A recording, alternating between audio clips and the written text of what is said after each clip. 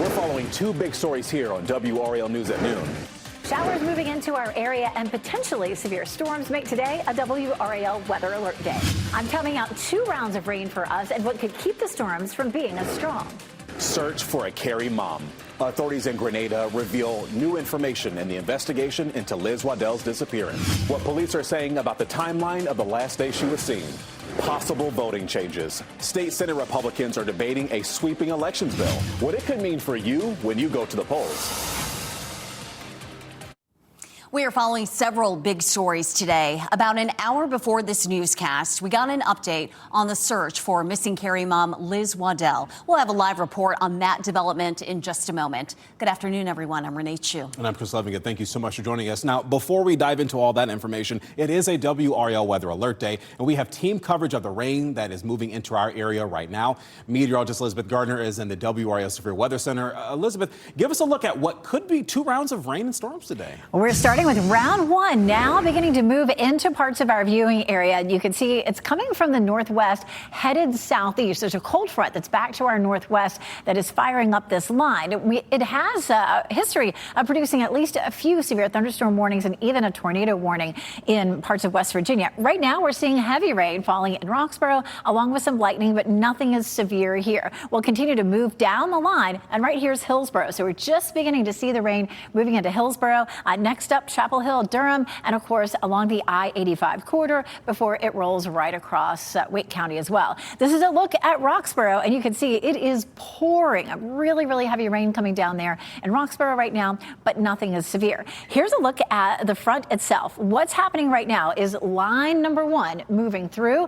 It's possible that this line will settle the atmosphere and we won't have another batch of thunderstorms that comes in behind it. But we are watching for that. We're under a level 2 risk for severe storms later this afternoon and this evening with a second round, unless we see this band settling the atmosphere. But here's a look. At 2 o'clock, we're still looking at the rain. If this version of Futurecast plays out, this will settle the atmosphere. And look how we don't really have much redevelopment again around 8 o'clock. Now, some other models are saying that may not be the case. So we're still holding on to the chance that we would have another round of severe storms later on.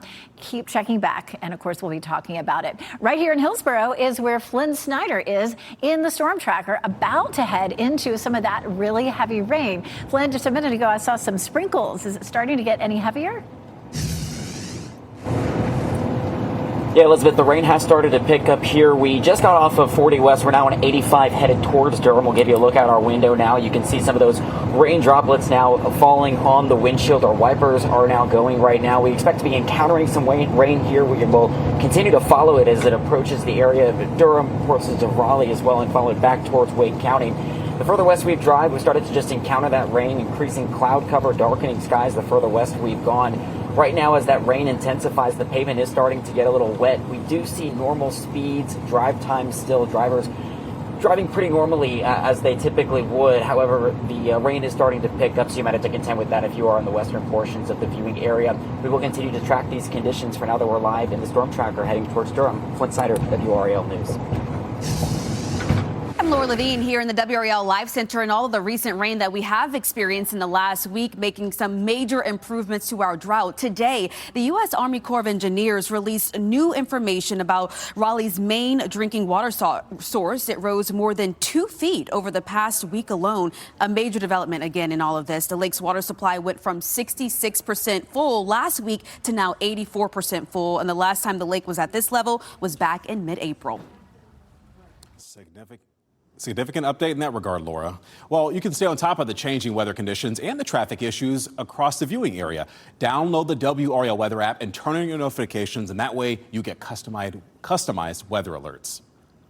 Breaking this noon, new information about a Cary woman missing in Grenada. The Grenada police force provided an update late this morning saying Liz Waddell was last seen going into the ocean, but no surveillance video has been seen showing her return. WRAL's Sean Gallagher joins us now. And Sean, this update aligns with other accounts from witnesses.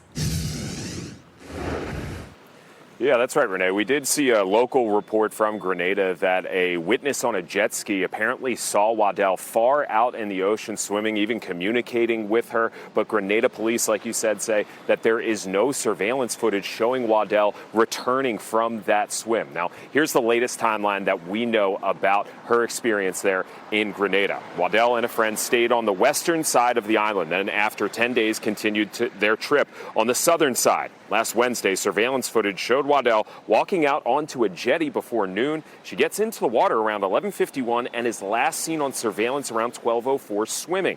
And police say she was not seen on surveillance returning from the water. Police say there have been extensive search efforts along the bays, the beaches, and coastal areas with reviews of currents, tides, wind conditions, all of that by the country's Coast Guard. Commissioner of Police Randy Connaught said this is still being treated as a missing person investigation almost a week later. To express our empathy and support for Mr. Kaylin Waddell, the husband of Elizabeth, to her relatives, to her friends, who are expressing extreme difficulty at this time, trying to cope with this distressing situation. They seek answers, and we are here to provide those answers. It is our hope that Elizabeth will be found alive and well. And the police commissioner there said that they are not considering Waddell's travel companion here suspicious in any nature. The commissioner saying there's nothing questionable about her and that she has been very cooperative with police going forward here. We'll, of course, have much more later this afternoon as we try to find out more details about exactly what happened there. But for now, in Cary, Sean Gallagher, WRAL News. Okay, so weeks from Carolina football's first game, General Manager Michael Lombardi was sidelined, and multiple national reports say that he was put on administrative leave because of an HR complaint against him. And WRAL is working to verify this. In the meantime, WRAL's Monica Casey has been covering this story. Monica, UNC not saying anything more than he was put on leave. That's right. We have reached out to the university multiple times with questions about Lombardi being placed on leave, including whether this is related to an investigation and how long it could last. The school continues to refer us back to their original statement. Michael Lombardi makes $1.5 million a year. His contract runs through January of 2028. He is being paid during this administrative leave. His son, Matt, is the team's quarterbacks coach, and Lombardi was Coach Bill Belichick's first hire. Now, on top of this Lombardi situation, sports reporter Pablo Torre has reported the UNC football team is being investigated by the College Sports Commission. That group enforces the NCAA rules around revenue sharing and third-party NIL deals. We reached out to UNC about whether they are being investigated by the CSC. They did not answer, and they referred us back to their original statement. I also reached out directly to the CSC to ask if UNC is under investigation. They say they can neither confirm nor deny any existing investigation. Live in Chapel Hill, Monica Casey, WRAL News. And we will be working throughout the day to get new information about this Lombardi story. So make sure you watch our evening newscast starting at 4 p.m. for new developments. Happening now here in the WRAL Live Center, Wake County is experiencing a major surge of cyclosporiasis cases. New numbers that were just released today show 2 more hospitalizations and 26 more cases. Again, these numbers were released just in the last few minutes here regarding Wake County alone. So the numbers of cases that we're looking at right now is 435 cases, 9 hospitalizations. The 435 is up from just yesterday when we were tracking 402 confirmed cases. Now, right now, we're still taking a look at some state data, waiting for this to be updated this noon with the state overall numbers. But of course, again, looking at the number of cases continue to rise here in Wake County. And tracking another disease, 2026 is now the most problematic year for measles, more than 3 decades. As of last year, the CDC has recorded more than 2,300 cases of measles. That surpasses last year's record number of cases. International health officials meet in November to decide if the U.S. has lost its measles-free status. The U.S. declared the disease eliminated back in 2000 thanks to high vaccination rates, but numbers have dipped below 95%, which is considered necessary to prevent outbreaks. Well, new rules that could affect how you vote and what candidates will or won't have to disclose about who's funding them could soon become law. And this morning, a Senate committee advanced a sweeping elections bill. WRAL state government reporter Caroline Jaffa has been following that very closely at the legislative building. Caroline, talk a little bit about how this could affect transparency. Well, Chris, just about 10 minutes ago, we walked out of this Senate committee, and Republican lawmakers are trying to change several pieces of the North Carolina election law. So here's some things that they're trying to change. They want to shorten the early voting period from 17 to 10 days. They also want to let some local candidates raise, borrow, or spend up to $5,000 before they have to file regular campaign finance reports. So under current law, you have to report your finances if you get up to $1,000. And during this committee meeting this morning, there was some intense debate surrounding transparency. The aim here is to ease the administrative burden on election officials and candidates by reducing the window of early voting in primaries. During those times when you have more competitive races, there might be a higher turnout. You're probably going to see longer lines on certain early voting days, and you might see longer lines on election day. We're expecting these bills to be debated and possibly pushed through as early as today. We're going to be following this, monitoring the debates, and providing updates in real time. Caroline Jaffa, WRAL News, live in Raleigh. And you can follow the developments in the NC Capitol section of WRAL.com. We are waiting to learn the identity of the woman who was hit and killed on I-885 North in Durham. Police say it happened around 10:30 last night between Holloway Street and Cheek Road. That stretch of interstate reopened just after 4:30 this morning. No word on whether the driver will face charges. Next at noon, shooting victims vigil. A look at the Seattle community coming together after the deadly shooting there at a food festival days ago. Plus, trapped in a sewer drain. The search happening to find a contractor who disappeared when severe weather hit.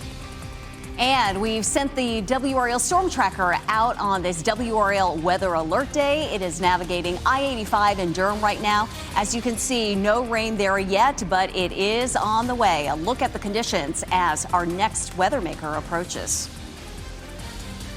Coming up next, see storms moving in with WRAL's exclusive Dual Doppler 5000, sponsored by the WRAL Weather app. Download now for live radar.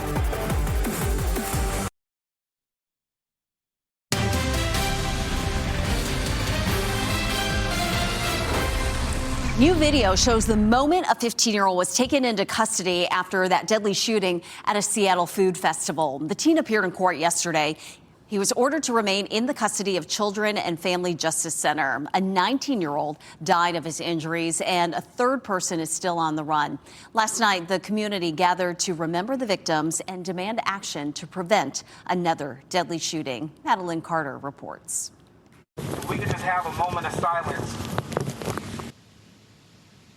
A somber moment at Seattle Center. Family shedding tears, a community showing up strong. We're, grieving. The night after a mass shooting. I know what it feels like to have that empty seat at the table, at the dinner table. Aaron Murphy Payne lost his own son to gun violence in 2024 and organized this candlelight vigil to shine a light on the 3 lives lost in Monday's senseless tragedy. Ashley Whitehead was 56 years old, described by friends as a lover of life, art, and family, at Bite of Seattle with her daughter when she was shot and later died in surgery. Carlos Villalba was 44, a devoted husband and father of 3. A close friend describes him as one of the best people on the planet. Junior C. Sumo was just 19 years old. Court documents say he was one of the 3 people who exchanged gunfire at Seattle Center. Enough is enough! Enough is enough! Anger, frustration, and sadness shared by the community and those leading it. I'm here right now to express commitment, to express solidarity, to say that I stand with you. And I want you to know that we are with you today. This police department is part of your community. Together, shining a light on the lives that should never have been lost. I hope they walk away with hope. HOPE, hearing other people's experiences. Well, rescuers in suburban Chicago are searching for a contractor who became trapped in a sewer drain, and this happened during severe weather. 2 workers were cleaning sewers when strong storms hit yesterday. One of those workers was rescued about 200 feet from where they entered the drain, and that person was taken to the hospital and is expected to recover. Dangerous water conditions forced rescue teams to suspend the search for the other worker overnight, and now that has become a recovery mission.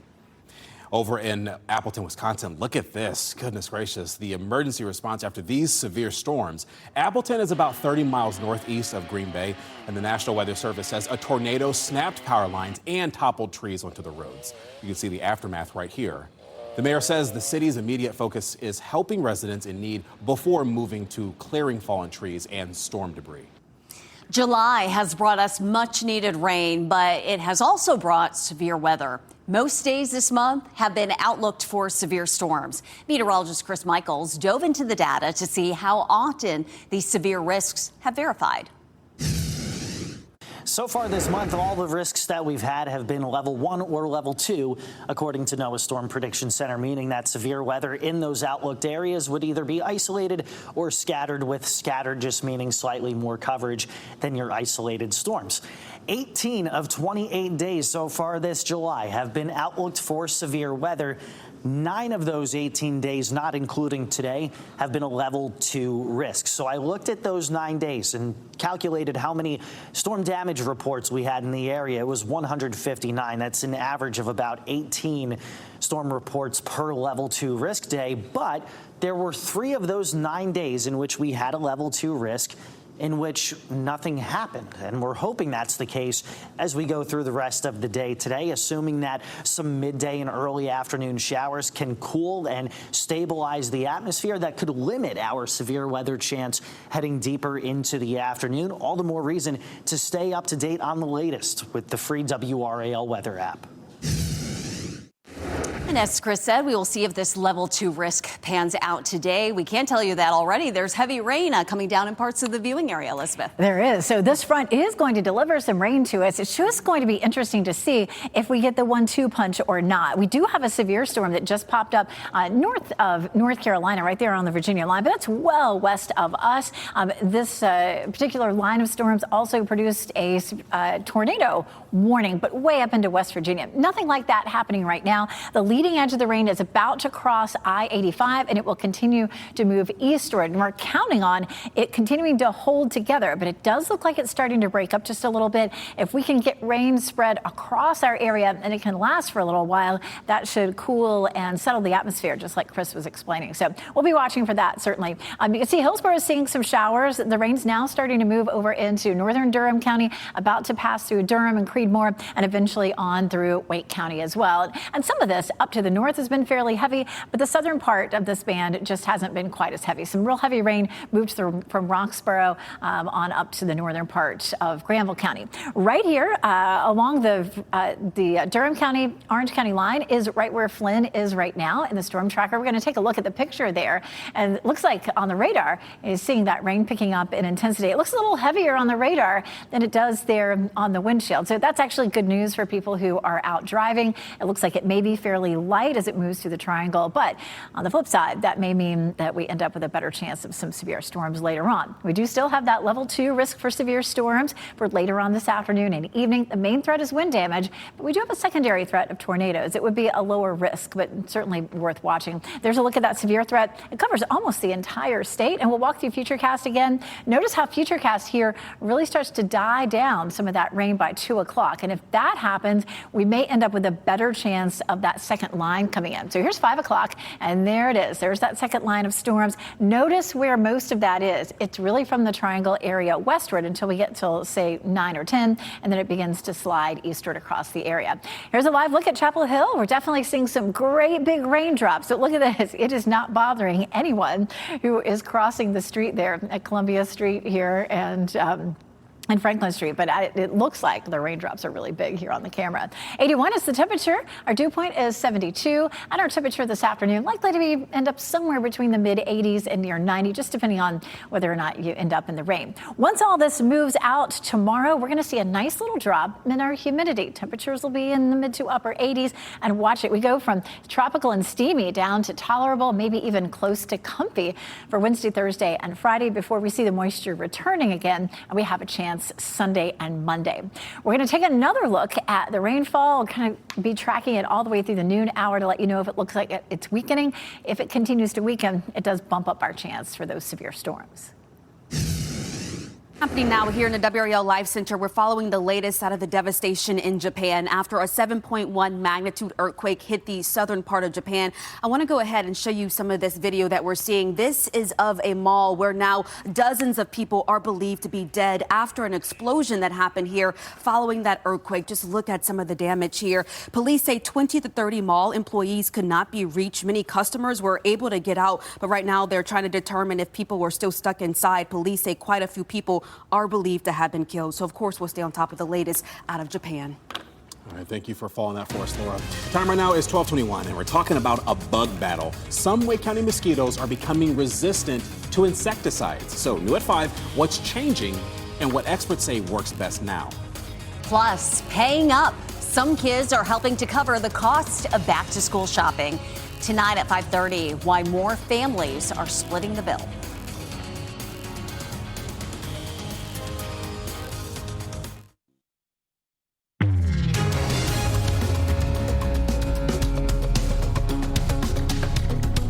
Is 20% still a good tip?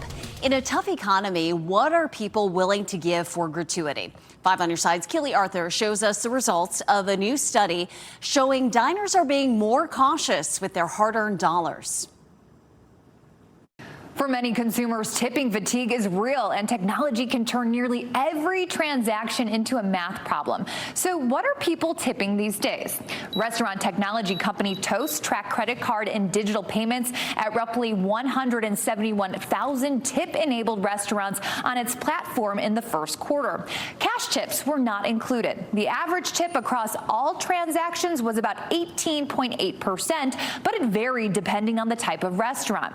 At full service sit-down restaurants, the average tip was 19.3%. At counter service or fast food restaurants, it was a little less, 15.8%. For takeout, the average dropped to 13.7%. The study did not establish a hard and fast rule, but Toast users still tend to tip about 18 to 20% when dining at a full-service restaurant. For other types of service, customers appear to adjust accordingly. Here's one final takeaway. Gratuities, service charges, and other fees may already be added automatically, so check your bill before you pay. Keely Arthur, 5 on your side. Johnson & Johnson has agreed to pay $5.5 billion to settle tens of thousands of lawsuits that claim its baby powder and other talc products cause ovarian cancer.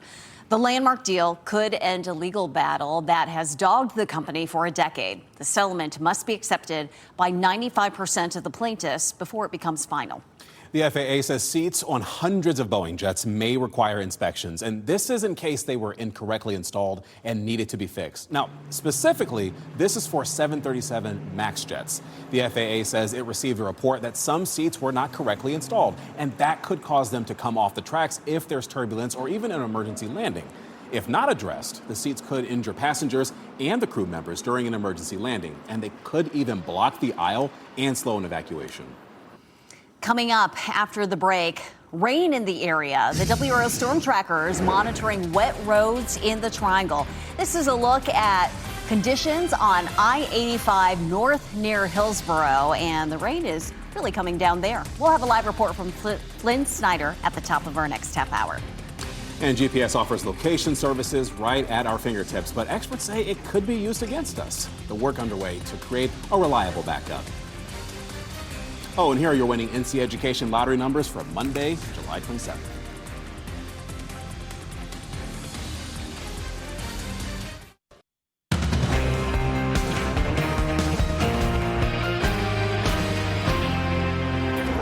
Lock in, folks. It is a WRAL weather alert day, and our first round is moving in. WRAL's Flynn Snyder is tracking road conditions in northern Durham right now. We begin with meteorologist Elizabeth Gardner with an explanation of why what happens with this first round could affect our severe threat later today. That's right. Let's go straight to our next weather maker here on the map, on the radar map. So you can see the front here. Notice at the beginning of the loop early this morning, look at how heavy the showers and thunderstorms were coming across West Virginia. So you can see that, and then look at what's happening now. You can definitely see that it is weakening, especially once it crossed the mountains. And so that is key to what will happen next. If we had a good, robust line of rain that came through and some cooler temperatures, it would really stabilize the atmosphere, make it really hard for this next round of thunderstorms to produce any severe weather. But it doesn't look like that's going to be the case. It's pretty apparent that it's weakening. And already, look here, right here at the West Virginia line, it looks like there's a little cell starting to develop. So that could be round 2 that's just beginning. Notice we do have some rain, but none of it's terribly heavy. We have the heaviest rain approaching the I-85 corridor, but look at how it's really starting to break up behind that. So this is not looking terribly impressive. It is raining from Creedmoor up to Henderson, and then of course in the southern part of Mecklenburg County, Virginia. It was raining very heavily in Roxborough for a little while, but it started to weaken. We're definitely seeing some rain from Chapel Hill to Durham, but it's a fairly narrow band. Seeing some rain around the northern part of Jordan Lake as well. It continues to fall here in Chapel Hill, and I did finally see people pulling out their umbrellas. And of course, we're looking at that level 2 risk for severe storms late afternoon and evening. I feel like we still have a decent chance because this band of rain just isn't looking very impressive. Watch how it falls apart by 2 o'clock, and then here comes that line of potential severe weather. Maybe a little bit later, maybe 7, 8 through 10 p.m., but it looks like we still have a decent chance of seeing it. Let's head back out to Flynn. We've got him right here between Hillsborough and Durham, getting ready to cross back into Durham County. Are you moving back into some heavier rain, or is it still pretty light where you are? It's begun to pick up, Elizabeth, the more we have been driving around. Right now, we're on 85 North in between Hillsborough and Durham. We'll give you a look outside the windshield right now. Rain falling at a moderate pace right now. We've had to increase our windshield wiper speed as that rain has begun to pick up. You may be able even to hear the rain against our windshield. We've also seen more wet pavement on the roads, meaning more road spray. Speeds remain normal, though, here on the road, and you might be able to notice some of the headlights and cars moving the opposite direction as they too are encountering some rain right now. Because of that increase in road spray, you may need to increase your following distance on the roads if you are in the western portions of the viewing area near Durham and Hillsborough. We've also noticed that the temperature has dropped slightly since the rain has moved through. It is going in waves as far as a drizzle to more of a moderate pace, so just know that you could encounter it if you're heading out in this area. We're live in the Storm Tracker, Flynn Snyder, WRAL News. Well, new frustrations are growing over the proposed merger between WakeMed and Atrium Health, and hundreds of people gathered in Raleigh last night to share their concerns with WakeMed leaders. The town hall was at St. Ambrose Episcopal Church, and it was organized by the Patients Union. That's a national group represented by local faith leaders. Among their main demands, they want to see full details of the deal between the two hospital systems. WakeMed CEO Donald Ginsig said that won't be possible. He said county leaders, including 3 Wake County commissioners, were allowed to view more of the deal. But organizers of the town hall say this is a personal fight that grows out of love for WakeMed. The hospital that allowed me to hear my son's laugh. The hospital that gave my children a chance to grow up with their mother. WakeMed continues to argue this deal will allow them to remain a healthy, competitive hospital far into the future. Wake County commissioners have not yet decided when they plan to take a vote on this deal. New parents, listen up. New research shows 4 out of 5 food items sold for young children in the U.S. are ultra-processed, and nearly half fail to reach any World Health Organization nutritional benchmarks. The WHO has a nutrient and promotion profile model for children between 6 and 36 months of age. It says foods marketed to that age group should have no added sugar, artificial sweeteners, or concentrated fruit juices. It also recommends limited saturated fats and sodium. Okay, so we use GPS all the time, right? And some worry it could be at risk of being compromised as tensions rise around the world. Here's Marianne Rafferty with how one professor is working to stop would-be hackers from knocking the system offline. We use it for just about everything, getting directions, tracking deliveries, banking, and more. The free Global Positioning System, or GPS, helps people know their exact location and safely navigate around. But what would life look like without it? So a day without GPS could start with minor nuisances. You cannot find your favorite coffee shop. The Uber cannot find you. Professor Zach Cassis of The Ohio State University has been working on a backup plan should GPS ever go dark. We've been looking at repurposing the infrastructure that we have. Like cell phone towers, even space. There are tens of thousands of satellites that are either already in orbit or planned to be in orbit. So why don't we leverage those satellites as a backup navigation system to GPS? And while disabling GPS isn't easy, some experts are still concerned about the system's vulnerabilities to bad actors, pointing to techniques like jamming. Basically, you transmit noise or some signal where you take down or overpower the GPS signal. And spoofing. You transmit a counterfeit signal and you convince someone's GPS receiver that they are elsewhere. But computer engineering experts are hoping a plan B will be just what the United States needs going forward. It's very scary scenarios we hope never pan out. We'll chat about health. OpenAI has a new feature to upload your medical records. How can analyze that data to give you a snapshot of your health? Plus, call it wild Wisconsin weather. We're going to show you the damage a powerful tornado caused in that state.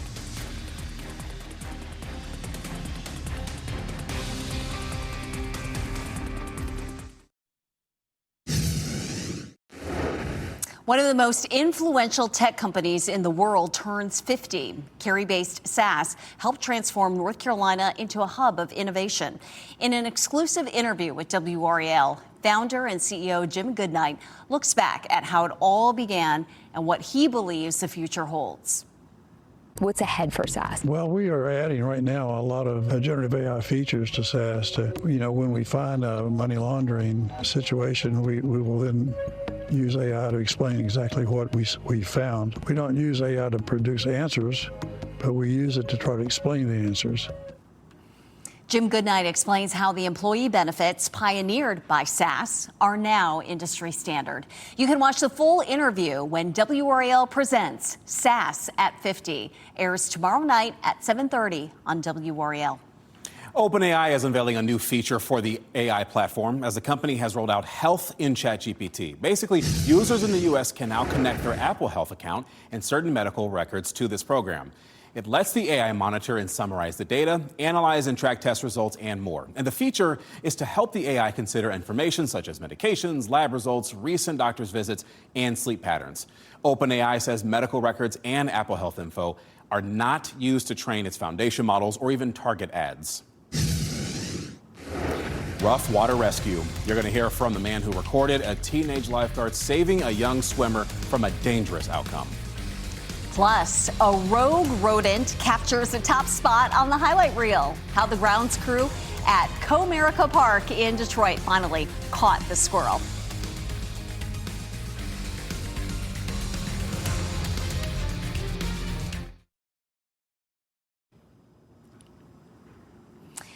The rain is here. You're looking live at Storm Tracker. This is eastbound on the Durham Freeway, and the windshield wipers are activated. You're watching WRAL News, available on Spectrum and the WRAL app on your TV or streaming device.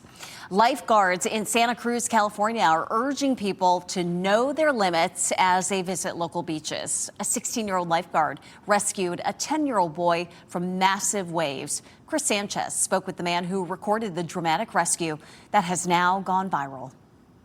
But I've never seen a rescue this intense before. So when I saw that unfolding, I just didn't know how it was going to turn out. What started as a day at the beach quickly turned into a dramatic water rescue, all caught on camera. It just missed the opening seconds where the first lifeguard just fearlessly ran out into those huge waves and did what was needed to bring help to that boy. For minutes, this lifeguard fought through wave after wave, never letting go of the young boy. He's a hero. Yeah. He should get a Medal of Honor or a huge race, something. He was amazing. Several bystanders also rushed into the water to help, but the powerful surf quickly knocked them off their feet. Lifeguards say while those efforts are appreciated, they can quickly create even more victims. I understand the instinct to want to go and help someone, and often the more effective way to help is going to be getting someone who is trained and a professional to respond to that. After a tireless fight against the waves, another lifeguard reached the pair, and together they brought the boy safely back to shore. And my heart for sharing the video was to bring a cautionary tale to people coming out to the beach. We want to see people come out, have a good time, enjoy the weather, but get home safely. In a statement to Action News 8, California State Parks lifeguards for Santa Cruz say in part, "We have made 34 rescues for beach visitors that misjudge the danger these waves present. Conditions change rapidly, and what seems normal is potentially deadly." For those who watched it, the rescue is a powerful reminder of just how quickly the ocean can turn dangerous. People ignore it, and there's rescues every day in this area. So the beaches are safe as long as you don't turn your back to the water and you obey the rules. Those were some rough waves. The boy was checked out by paramedics and returned to his parents. As for the lifeguard, while it is unclear of his specific training, Santa Cruz lifeguards must complete 56 hours of lifeguard training, 24 hours of medical certification training, and 80 hours of marine safety lifeguard training. Well, communities across Wisconsin are recovering from a powerful tornado that hit. I mean, I'm talking about trees were snapped and scattered across neighborhoods. Look at the damage right here. Homes were damaged and cars were even flipped upside down because of the force of the storm. The National Weather Service says a strong EF2 tornado carved a path through 3 cities, and that left widespread destruction behind. Survey teams are assessing the damage and say that the tornado's rating could actually increase after giving a more thorough look at the effects for this. So let's go ahead and bring in Elizabeth Gardner, because Elizabeth, we've been talking a little bit about just how powerful these storms can be, but obviously we've got some intense weather coming our way. Is what Wisconsin experienced, any of that headed our way at all? Yes, but no. So It's the same system, but it's not going to behave like that around here. At least that's not the way it looks. We do have a small risk for tornadoes, which is unusual for us, but it certainly doesn't look like the sort of outbreak that they would see there. Here it is, though. This is the same front that produced all that severe weather up to our north and west. And notice that it has started to fire up a couple of severe thunderstorm warnings just here in far northwest North Carolina. So we'll be watching for that as it all continues to push eastward. Right now, we're only seeing some scattered light rain across our area. Notice how it really starts to fizzle out a little bit. We were hoping that we might have some nice widespread rain, lots of cloud cover, which could help to settle or stabilize the atmosphere and keep us from having widespread severe storms. But you can see this has come through, and already we're beginning to see a few severe thunderstorms popping up back to the west. So I think that hope may be dashed at this point. We are looking at some rain up and down the I-85 corridor and then all the way down through the western part of Wake County. That's where most of our rain is right now. We take a look at Durham, and you can see the streets here in downtown are wet from the rain that's been falling. Right now it's 81 degrees. We have a southwest wind at 9 miles per hour. We'll likely stay fairly cool today with the rain continuing. We'll take one last look at Storm Tracker, which is right here, getting ready to jump on I-40, heading back toward Raleigh. And you can see, of course, Flynn Schneider is in the Storm Tracker. Still plenty of rain coming down. It looks rather steady, and the roads are wet, and we could continue to see that on and off through the evening commute. So just make sure you plan for it as you're heading out later on today. We do have that level 2 risk for severe storms all across the state. The best chance for severe weather will be late afternoon and evening. And of course, we are seeing some scattered showers, but it looks like what we are seeing may not be quite enough to keep that second round from being severe. At 2 o'clock, we're looking at not much rain developing there, and you can see the showers and thunderstorms that develop later on in the evening. Hoping it may be after the evening commute. We have that line, and that's exactly where we could end up with some severe storms. Let's zoom in a little bit more closely on that. Notice at 2 o'clock, we may see most of that rain that has dissipated, and then at 5 o'clock, it's to our north. Around 7 or 8, it begins to drop back into our viewing area and could be with us up until around 11 o'clock or midnight. Wind damage will be our biggest threat. We have a small risk of tornadoes and hail. Flooding is not likely. This looks like it's going to move fairly quickly, so I don't think that we'll end up with much of a threat for for flooding. This is good news. This is a look at the tornado risk for today. Earlier, it was from the Triangle area north and east, and now it's just west of our viewing area. So at least it looks like the tornado threat has dropped a little bit. Once this front moves out after midnight, we're going to be settling into a fairly comfortable several days. We have the potential for as much as 1/4 of an inch to 1/2 inch. Certainly some pockets that could be a little bit heavier as we get through this afternoon and evening. After that, our next best chance of rain doesn't come until Sunday and Monday. All right, sounds good, Elizabeth. Okay, we're talking about disruption during baseball. And the squirrel's free once again. Hemmed in? No, I won't be hemmed in. The measures the ground crew had to take to capture this squirrel. That squirrel was squirrely. Here are your winning Powerball numbers. We have 6, 26, 46, 58, and 65. Powerball is 25, and the multiplier is 2. No one won the jackpot last night, so tomorrow's drawing is worth $663 million.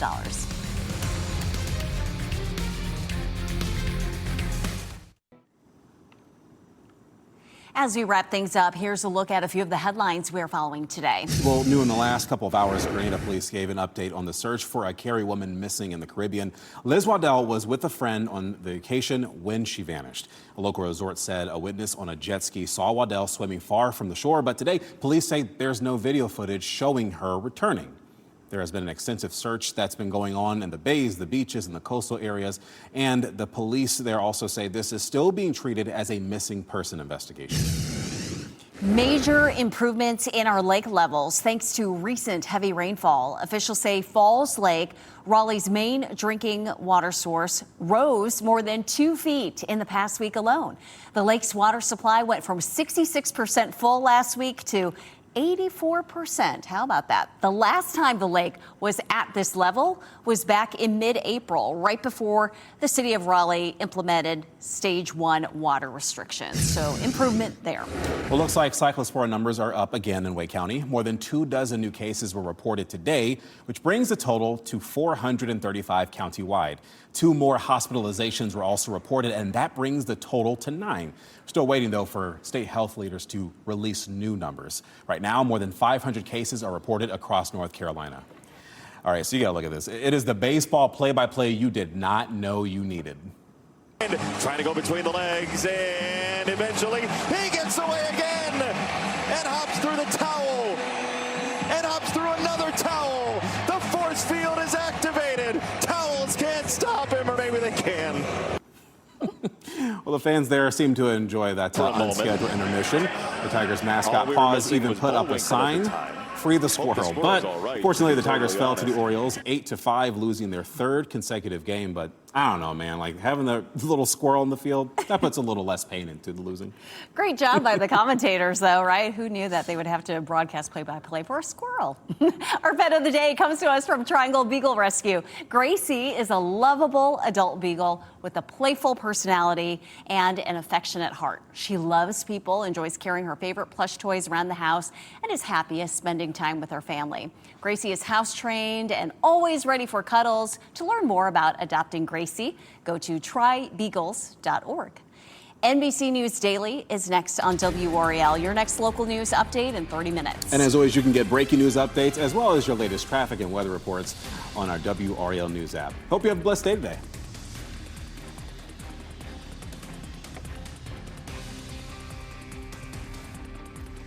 Stay safe with the latest WRAL Weather Alert Day info. Get up to the minute weather and traffic conditions when you get in your car. In Raleigh on 99.3 FM, in Durham 96.5 FM, and everywhere on 101.5 HD.